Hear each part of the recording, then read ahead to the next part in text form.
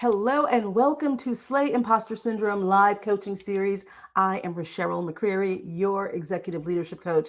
And today I am so thrilled to be here to talk to you about why you should stay high when they go low. So everyone knows that famous or maybe infamous Michelle Obama quote where she said, when they go low, we go high, or something like that, right? And so I've heard lots of plays and I've seen lots of plays on that quote in various places and blog comments and hearing different people talk and saying, when they go low, I'm going to go lower. Forget going high, I'm going lower, right? And so I think it's really important to understand why it's important to go high no matter what someone else is doing.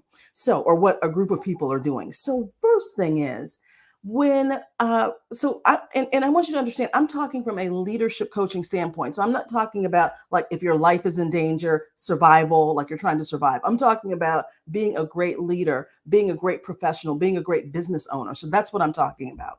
So when the first thing I want you to think about is when other people go low, if you go lower, they have control over you. They have control over it because they determined how you're going to respond to something. And one of the most powerful things that you can have, and the most powerful leaders have what's called agency, meaning they have the power to decide how they're going to respond, how they're going to react, how they're going to what they're going to do next in any given situation. And so when someone says, will they go low and I'm going to go lower, that is typically a reactionary response, right? So it's born out of emotion. Maybe it's born out of anger or fear or a combination of those things, or sadness or whatever it is, right? Frustration, right? The sort of lashing out. I'm going to get back at them. I'm going to retaliate. I'm going to be vindictive. And so the thing that happens though is you are now under the power and control and at the effect of whoever went low, right? Because you're just reacting. You're just reacting to whatever the stimuli was that was input, versus being centered, being thoughtful, being strategic. And the higher up you go in leadership, the more strategic you have to be, being very strategic about what your response is going to be. So instead of reacting, you're now responding. You're now choosing how you're going to respond to people going low, whatever that looks like. Now, at work, that may look like folks who are competing with you. It may look like someone sabotaging you. It may look like someone trying to throw you under the bus in front of senior leaders. It may look like someone stealing your ideas and calling them their own, right? Now, this doesn't mean you don't stand up for yourself, but it means that you want to be very centered and have a lot of personal agency, meaning you have control over yourself. You may not be able to do anything about what's happening out there or what someone else is doing or actions that are being taken, but you do have control over how you respond, and you want to respond, not react. So that's why it's better to go high when they go low. It's always better for you to go high. Now, the second thing I want to say about this is, so many times I hear people say, if you believe in karma, right? Right. So karma, or the law of cause and effect, right?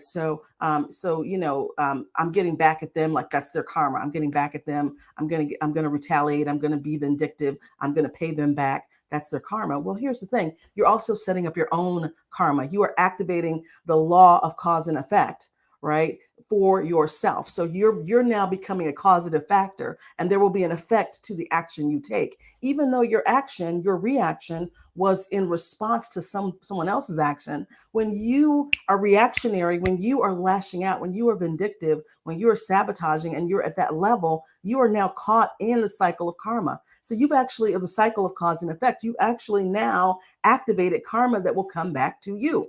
So this is why when other folks go low, you want to go high. You want to go high in your mind, in your strategy, in your thinking, so that you can be responsive, not reactive, so that you can activate the law of cause and effect for yourself, so that you're putting out high energy, good things, positive things, so that is what is coming back to you, right? So that's another thing. That's another reason why you want to stay high, no matter what else is happening. And the third thing I want to say about this is a little bit further out, right? A little bit more. I want you to think on a larger scale, a larger scope. So if you think about your destiny, right? Your destiny, there is a reason. I believe there's a reason that each of us is here. And part of our journey on this planet is to figure out, why am I here? What is my purpose? What am I supposed to do? What is the meaning of all this? What am I supposed to do with these skills and assets and strengths and imperfections that I have? What am I supposed to do with those, right? What is my destiny? What is my purpose?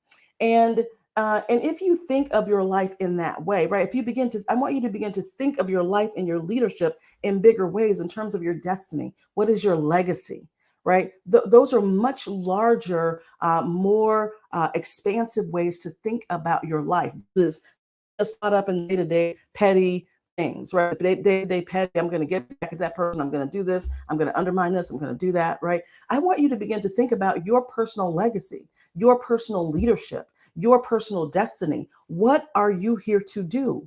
What is it that you want to leave behind? Whether you're thinking about your legacy at your work, right? How do you want to leave your career when it's time for you to transition to another? How do you want to leave your business when it's time for you to go to the next thing?